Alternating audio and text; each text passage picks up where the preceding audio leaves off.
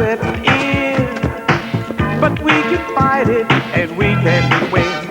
When I look out my window, the world looks cold, 'cause I see hurts of both the young and old. And I see hunger, sick and lame, but we're all brothers, one and the same. So when you see me, stretch out your hand. Let's try to change things in this God-given land. Somebody help me now. Fight it, fight it.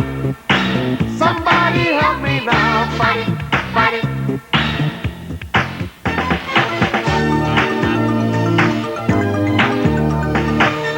We can do it, brother, you and I.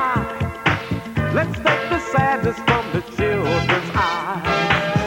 We can win this war on drugs. We can do it with faith, hope, and love.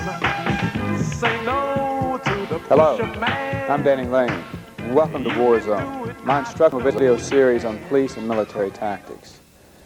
What you just viewed was a dramatization with professional law enforcement officers and professional stunt personnel.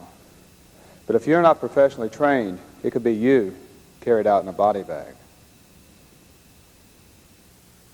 This is Volume 3 of my War Zone instructional video series on police and military tactics. This training video I'll cover disarming of firearms and long guns.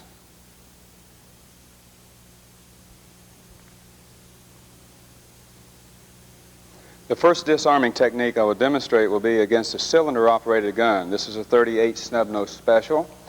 I always recommend when handling a live weapon to check it to make sure that it's unloaded. Make sure there's no shells in the chamber. When you pass it on to your training partner, they will once again check it a second time.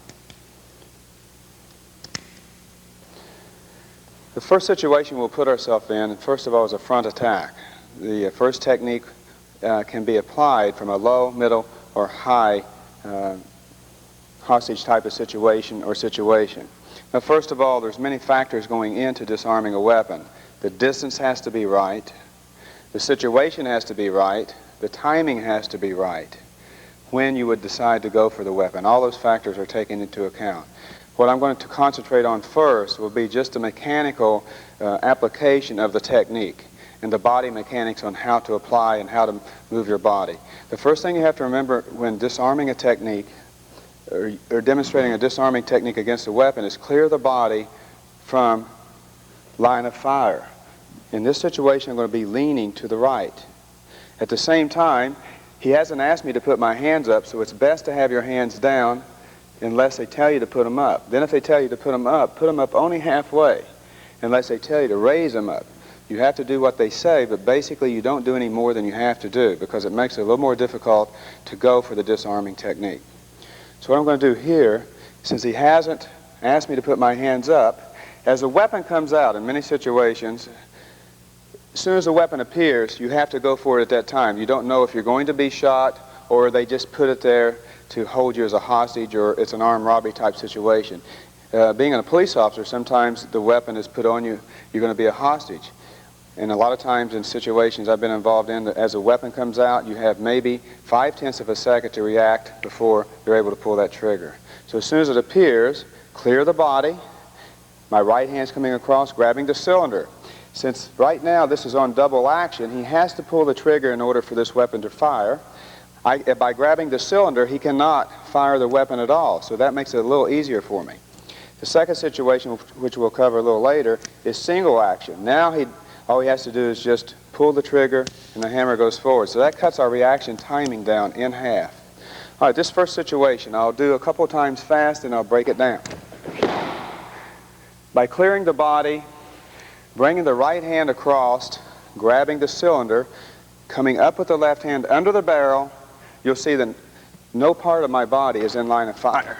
At the same time, twisting the weapon back towards your assailant's face. The trigger finger now is trapped inside the trigger guard and the trigger, creating a tremendous pressure, and it would break it if you can see this right here. By stepping back, using my body weight to my advantage, clearing my body, stepping back, I'm able to pull him down to the mat, putting him in a situation. As you disarm the weapon, always step back, away, and set up for firing in case you have to defend. In many situations, a person maybe has one weapon on you, but they have another weapon in another pocket, so they may come out with another weapon.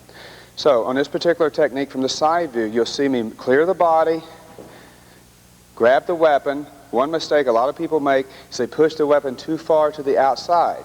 Then you have to go too far out to grab it back. So it's very important not to move any more than you have to move. The fastest techniques are short and clean. You'll see as I lean here, as I'm able to hit back with the left hand, I'm using my hip action for tremendous power and leverage.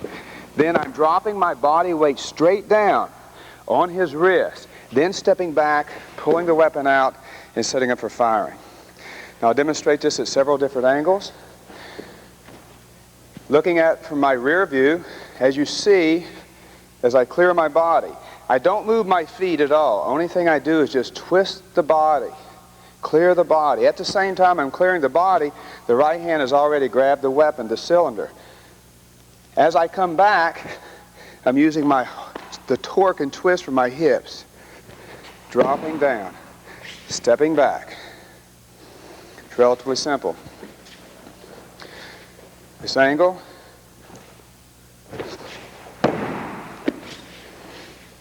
step away. A little faster.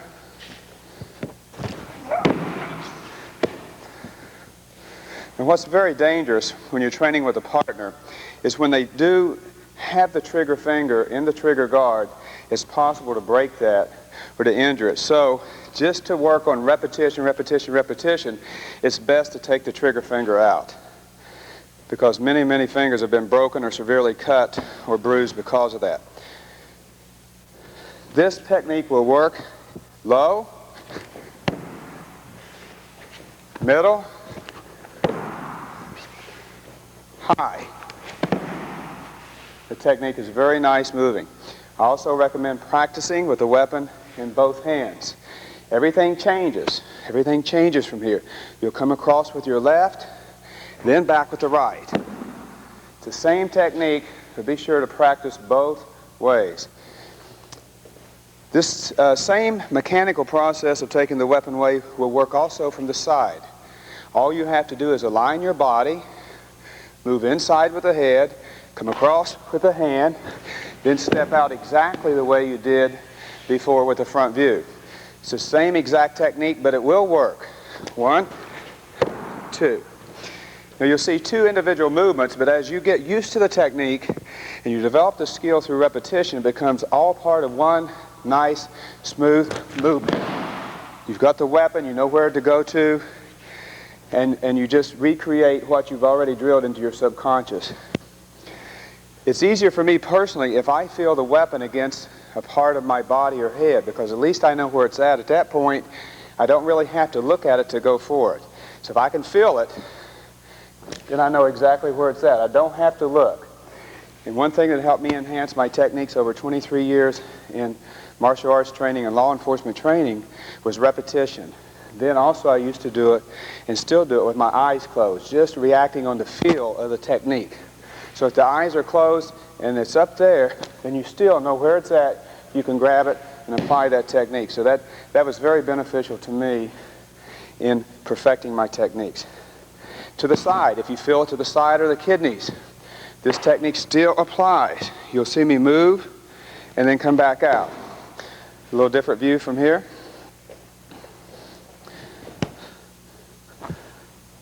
You'll see me move the weapon a little bit and come straight back. This is a better side view from here. See how I cleared the body, passed, and then I just come up the same way and back out. Same technique can also be applied from the rear. If you know where the weapon is, first thing you should do, if you're approached from the rear, if you don't feel the weapon, at least if they haven't shot you yet, you have a chance. Turn and see which hand has the weapon first. Secondly, make sure that that particular hand that's in your back has the weapon in it. So same thing can apply here. By moving inside, you see me parry the gun hand away, and I'm able to cross grab here. then come straight up and down. So as I move inside, it's not advisable to move this way because you're moving the weapon towards the second hand, and they can always come back up and grab it with the left hand. So if I turn to the right and he has the right hand, the gun in the right hand, I'm moving it towards his other hand. It makes it more difficult, and it's also very dangerous. So whenever possible, always move to the inside. Use your body, use your footwork, but make it as short and clean as possible. From the rear to the middle. Same technique can apply to the head from behind. Once again, the first rule, clear the body. And when talking about reaction timing, in field testing the techniques that I'm showing you here today, with many martial artists and many law enforcement personnel, action is faster than reaction in all types of sports. The reaction timing it takes for your assailant to know that you've moved and going for the weapon is generally at least, at the very fastest, 0.5 of a second. Once you master your techniques, you're going to be able to take the weapon away, take the weapon away before they can really focus in on that you've already moved. And you should polish the techniques to get those down under 0.5 of a second. Most techniques take about 3 to 0.5 of a second. And that's with well-trained professional martial artists and law enforcement officers. Somebody that just has a gun on you on the street, their reaction timing may be much less than that. In other words, they may not react 0.8 to 1 second or even more. Another thing I take into effect, anybody that has a gun on you, they have that what we call fire superiority. They don't think that you're going to react. So any action you do is going to be a total surprise to them initially. And you're going to have that time. And you have to have confidence in your training enough to know you've got time to go for that gun. The final thing to take into effect that many law enforcement officers have had that situation happen to them is your life's on the line. So if you don't have professional training, you have no chance. If you don't know these techniques, you have very little chance to survive. These techniques have, in many, many, many cases throughout the United States, with my teachings and the other instructors teaching who are teaching these techniques, have saved many, many law enforcement officers' lives. Once again, high to the inside, step in, grab, pull back out. So a brief review on this particular grab. Clear the body, reaching across with the right hand, grabbing the cylinder, try to pull. Twisting back to the right, torquing down, and set for firing. Using the same type of gun, we'll pull the hammer back. Now, in dry firing, your reaction timing is cut down in half. There are many techniques I use for that from the same position. I'm going to get a close-up of the gun first. You're going to come across with this. One way that I do it is always have the little finger where it's grabbing exactly where the hammer is, whether it's down or it's back. My little finger, I can sacrifice that to get it in between the trigger and the firing pin. So as he pulls it, that firing pin goes into the outside of my little finger. In a real situation, that actually happened to me once, and I was able to apply the technique very well. So we're going to work on that first. What you have to do is polish your technique so quick that when you move, now Todd knows that I'm standing here doing this technique, but when he sees me move, he should try to then fire. Your move has to be not telegraphed, it has to be spontaneous, it has to be quick. So when he sees me move, then he can fire the weapon. I've caught it either with my little finger or my fourth finger. It really doesn't matter. Preferably the little finger, but sometimes with a smaller weapon like this snub nose, my whole hand almost covers it. Also, the smaller the weapon, the harder it is to take away. So that's the reason I chose the smaller weapons today, because this is the most difficult to take away. So, you got to move. Even if it goes off, you've cleared your body from line of fire, you have grabbed the cylinder, they can't pull it a second time. So that's what we're working on here. Trap. And use the same technique. And you'll experience the firing pin going into your hand a little bit, but remember, these are life-saving techniques. last chance. It's your only chance sometimes for that.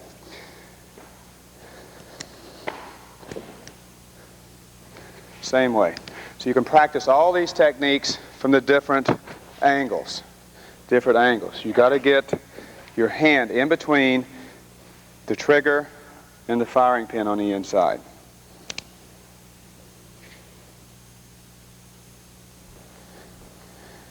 In this technique, I'm going to use a semi-automatic weapon. This is a Colt 380, slide operated. Once again, always check the weapon to make sure that it's unloaded, that the clip is out. You can see that the clip is out. Always aim it away and dry fire at least one time.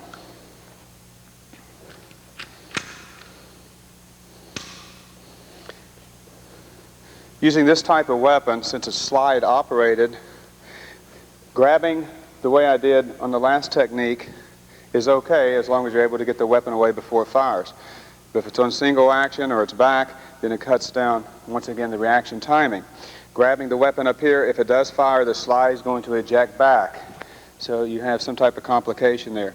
There are some techniques that I use that I recommend for this that I like very well. The first one being a technique where I come in behind his hand and come back towards attacking the trigger finger or trapping the trigger finger. You can see there's very little room for me to operate here, but if the hands are up or hands down, as I clear the body, you'll see my hand coming in from behind, back towards me, with my thumb sliding down the weapon, trapping the trigger finger. Now my thumb has more leverage and pressure than does his index finger.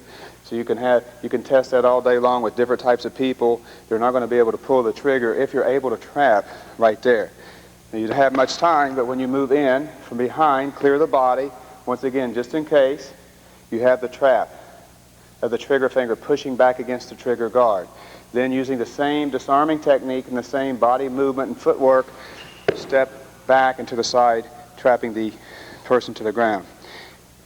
Once again, in mastering this, it's a quick movement, and the hand comes from the opponent back towards you, trapping the trigger finger against the trigger guard, and then using the same movement. Once again, when you're using the techniques against a semi-automatic or single-action type of revolver, it's very important to, today I'm kind of using a bigger or a bigger circular type of movement, but once you master the techniques, as you make them quicker and make the circle smaller, then your techniques are applied more rapidly and also with more torque and power. So as you start out learning initially the techniques, you may overreact or have excessive movement, as I call it. Then as you perfect it, you'll cut down the amount of movement and apply it into the technique. Once again, explaining this particular technique against a semi-automatic or a single action, coming in from behind, back towards, always clearing the body, then coming down. From this angle, clear and trap, step and take down. You'll notice that if the weapon was to discharge, hopefully it would discharge towards your assailant as opposed to yourself or some innocent bystander. Time. Yep. Step back and clear for firing. The next technique we're going to work against will be using some footwork. If you master the techniques on the hand-to-hand combat, the footwork, the taisabaki, from the Aikido movements, moving your feet, once you have control of the weapon and have cleared your body, adds a tremendous amount of torque. In this particular situation, I'm going to come in behind the wrist, move it to the side, creating pressure. I'm pulling also the index finger or his trigger finger away so he doesn't have pressure to pull. I step through and under, and torque. Always making sure that the barrel of the weapon is pointed away from you. There. So since it's in his right hand, I'm going to break his balance, step up, through, throw, and step back. Once again.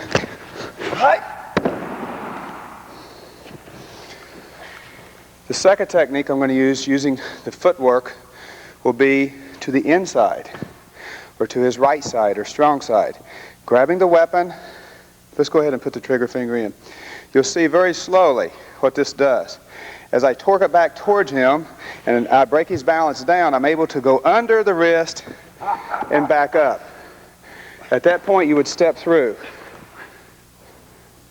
almost instantly breaking the trigger finger. So for training purposes, for the throw, I'm going to have Todd keep his trigger finger to the outside for safety. So as you twist and go under, you're ready for the throw.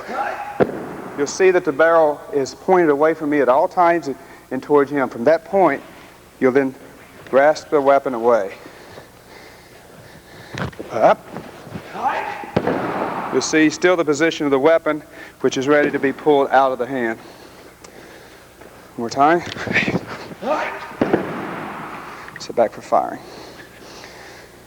Another technique off of that works very well. Trigger finger in, please. As soon as you come down here, come up, flow to the outside with your footwork and twist.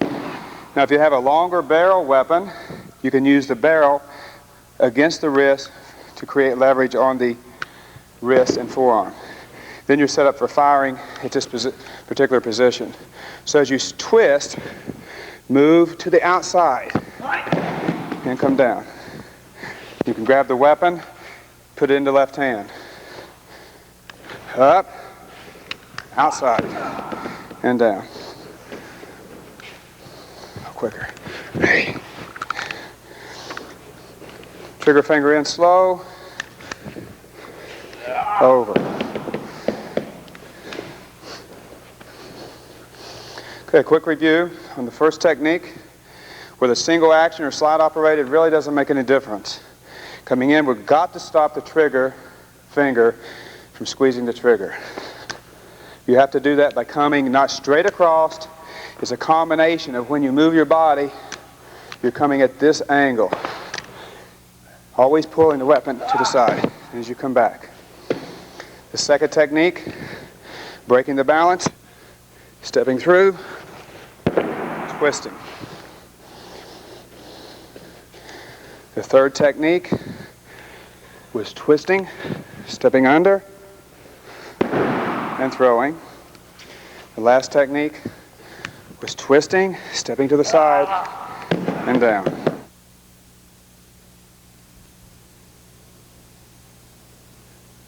The next two techniques I'm going to instruct will be against an assailant who has stuck the gun either into your stomach and has you up against a wall or is shoving you back. It involves a quick two-way action.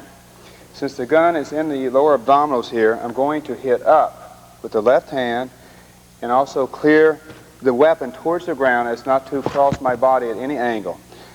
Done simultaneously, you're able to hit up on the wrist, dislodge a weapon by pushing down and twisting to the outside. Immediately you insert it into the free hand and clear the opponent off to the side so you can fire if necessary. I'll do it a few times fast and I'll break it back down slow. But once it's shoved in, once again I explained earlier, you don't have to look at the weapon primarily if you can feel where it is. It's a matter of just two-way action. Hitting up on the wrist, which is the ulnar nerve down here, and hitting down and twisting and clearing. Once again, up, down, twist, insert, and clear away. You can apply a kick there if necessary or whatever once you've disarmed the weapon. If your back is against a wall, you can't move backwards. Your footwork has to be down and maybe off to the side. A few more times. Like this. If they're shoving you back, you have to decide when to grab the gun, insert it, and twist. Earlier I discussed about closing your eyes, just reacting and demonstrating your technique according to the feel as opposed to what you see. And I find that's the best way here because in some situations they may have you by the neck and you're not able to look down. It's still the same technique. Reacting on feel and your movement to the side. The second technique will be up to the head. It's pretty much the same movement except we reverse the two-way action. Since the gun is high, I definitely don't want to bring the gun down across my body to disarm it. I'm going to first of all, come down on top of the wrist and come up with the right hand to grab the weapon and bring it down. I still have control of him, but you can set back for firing. So it's a quick movement, no excessive movement. Over, up, twist, pull back, and set. Quickly. You also will notice as I make my initial movement with my hands that I have moved my head a little bit out of the line of fire, just in case. And I also drop down with my footwork to use for leverage, to move back. So against the head, whether your back's against the wall or they're just shoving you back, it's a quick movement, straight down vertically, as opposed to the horizontal movement. The gun is still being disarmed in the same manner. For safety purposes, once again, I had my assistant keep his trigger finger out of the trigger guard. I'll do it a little slower with the trigger finger in the trigger guard. You'll see that that would take him down to the ground, the pressure of the index finger trapped. Then also you can come in to other type of movements. Once again, slow, down, pull. You can always come into this movement and set up. It's a little quicker with your trigger finger out. That one, down, and lock in.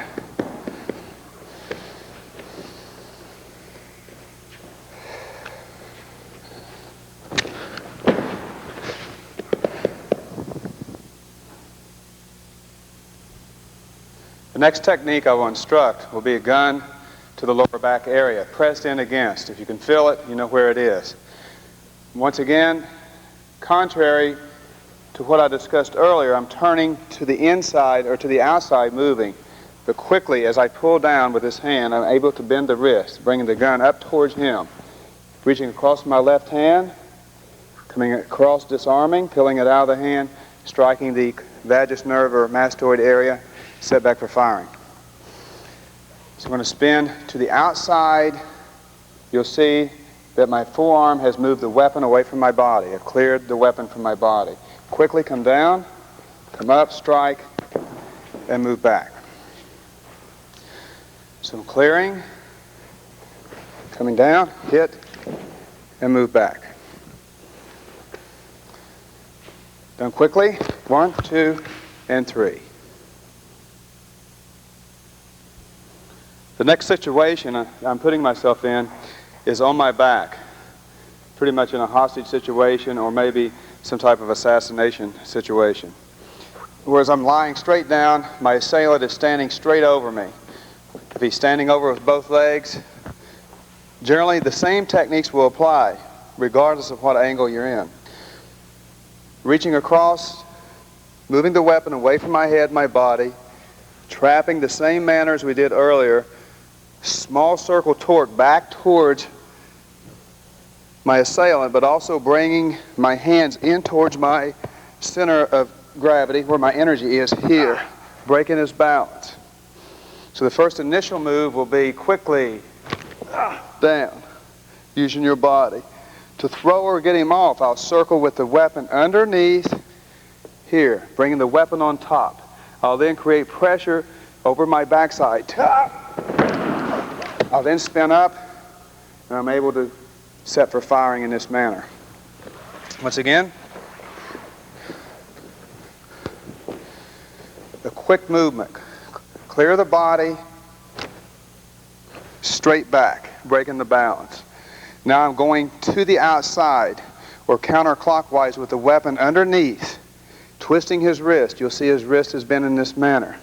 Now I'm creating pressure, creating my energy, throwing him over the head. I'll then spin out, roll up, and set for firing.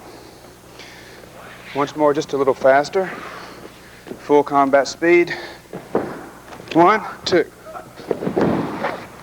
and 3. The second situation that we're in from the ground position will be standing to the backside. Once again, grabbing the weapon in the same manner. We're going to grab and twist back towards my assailant, straight up. As I create torque, I'm able to throw him over and then roll out and set up for firing. You'll notice I rolled away from my assailant as opposed to toward him. So it's a quick traction twist, pull, set up for firing. Again.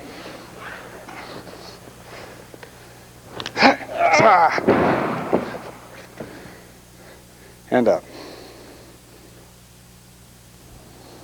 The next two self-defense moves will be against a long gun. I have a sawed-off shotgun, 18 inches here. Once again, as in all weapons, make sure that there's no shell in the chamber. Make sure it's clear. Pass it to your assistant. They will recheck it just for safety precautions, and then we'll begin the exercise.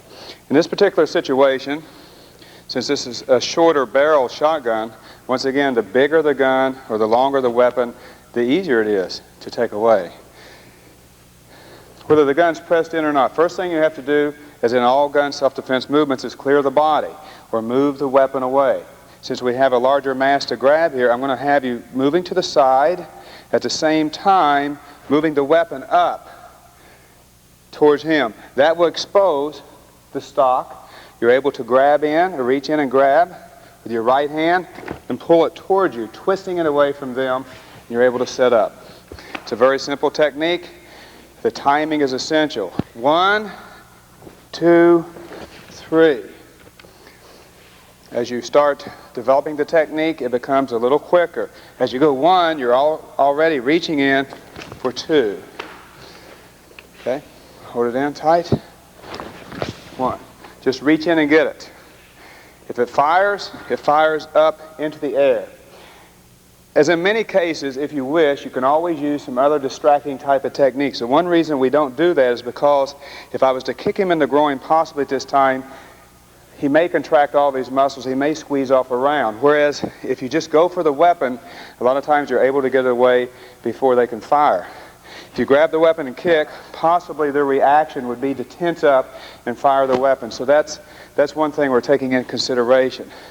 But if you're grabbing the weapon and pretty much he still has a hold of the weapon and you're struggling, then that's when you could go into your strikes to the groin or to the face area. Once again, up and in. If it's pressed against you, you're going to have to clear the body, move it up. You see how I lean? Then I'm able to shoot in and spin. I like to see a little bit of body movement here. So I'm moving to the right initially, pressing up with the left. As I reach in, I'm going to spin back towards my left a little bit, using the footwork. That's what makes it work. At a different angle. In here with your hand, come right across the hand.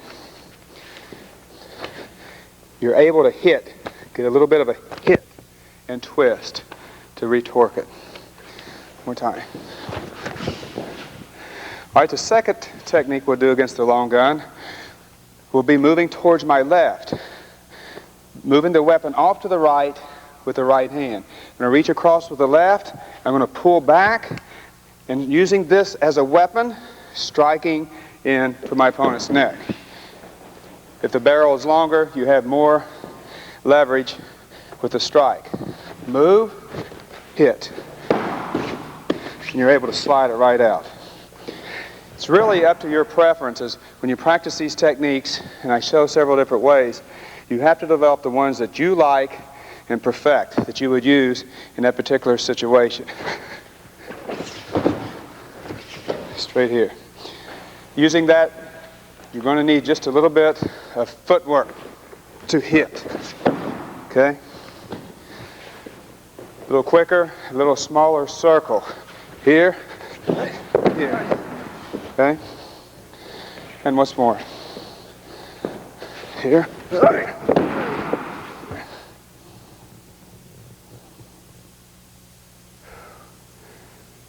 This concludes my War Zone instructional video on disarming techniques for police and military tactics. If I can be a father assistant, don't hesitate to write or call.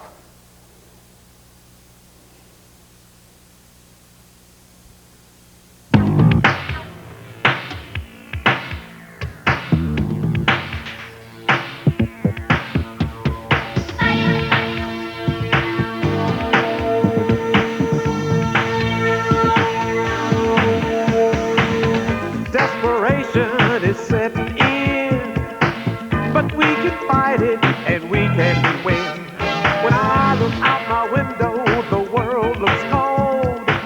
'Cause I see hurt to both the young and old. And I see hunger, sick and lame. But we're all brothers, one and the same. So when you see me, stretch out your hand. Let's try to change things in this God-given land. Come on and fight it, fight it. Somebody help me now, fight it, fight it. Fight it, fight it. Somebody help me now, fight it.